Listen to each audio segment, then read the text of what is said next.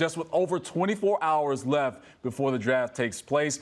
Top 5 spots are still up for grabs. We know there's a lot of uncertainty when it comes to this situation. And our NBA insider, Shams Charania, sat down with Chicago area native Matas Buzelis to talk about his game, the draft, and so much more. Here's their conversation with each other. It was an interesting year. You start the year injured, then you come back, you show yourself. How did the second half of the season go? How proud did you feel about your development?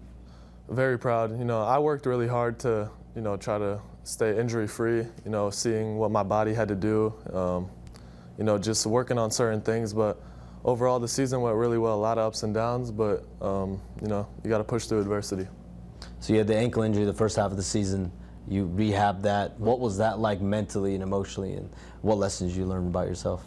It was difficult, but I look at it as like a blessing in disguise, because I got to watch the game, see the game from a different angle. Usually I'm not, sitting on the bench and watching. So, having that injury, I went through a lot of things, but, it made me who I am today. With a week left in the Ignite season, the team kind of folds. What was the emotions like for you?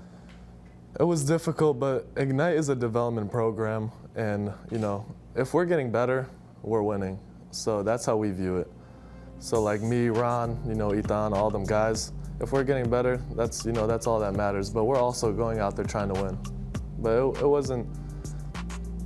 it was difficult losing. We're all winners. We all come from, winning programs. So it was difficult on us.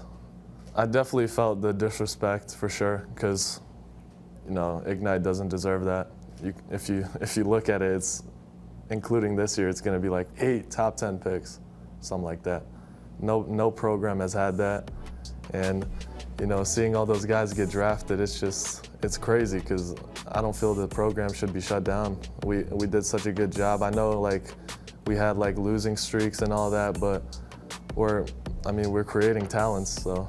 Where did you feel like you most improved this season versus any other path you could have taken?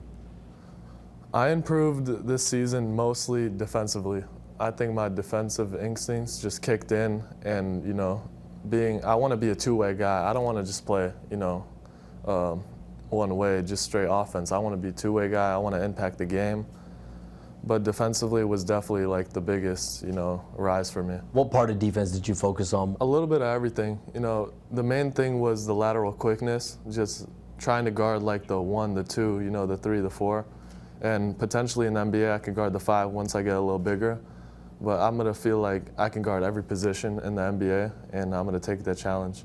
Zachary Ricochet, you challenged him recently, possibly work out against him. Where does that stand? Is that offer still out there? Do you feel like he's ducking you? I think everybody got it twisted once I said it.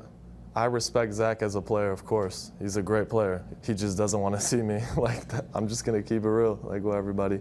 He doesn't want to see me, and I'm going to stand on that. The offer still stands, for sure, and I'm waiting on a response.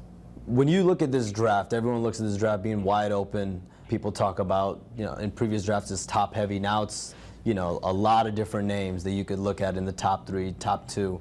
Do you feel like not only a top 10 pick where you might be projected, or top 6 or top 7, but do you look at yourself top 3, top 2, or maybe even number 1? I definitely view myself number 1 for sure. I know the work I put in. I know that this draft's wide open, and everyone's trying to compete for it. That's really why I started that thing, challenging him, because, why not? Let's start some competition. Let's try to get our hands dirty. You know what I mean? I know we talked midway through the year about some of the comps that you have and players that you look up to. Has that changed? Have you looked into anyone else going into the second half of the season, especially now the draft is quickly approaching? My comps are Franz Wagner, Paul George, and Andre Karolinko. I've been watching him, and I've been watching Jaden McDaniels a lot. I'm focused on everything. I'm trying to get better at everything. I'm so versatile, so I feel like I can work on all aspects of the game. From what I hear, you've picked up golfing. Yeah. Where do you feel like already? I know you're getting better and better. You're still a young golfer. There's the Stephen Currys of the world. Austin Reeves is really good at golf as well. Are you trying to challenge them? Obviously, you're, 6'9", 6'10", 6'11", you're still growing potentially. Yeah. That's a tall golfer. Where do you feel like you'll stand? My focus is basketball right now, but once I get into the league and, you know, I make a name for myself, I think I could start, you know, golfing a little bit more. But potentially, I feel like I could be really good, and maybe, you know, we can golf one day. Steph Curry, Austin Reeves, everybody that golfs.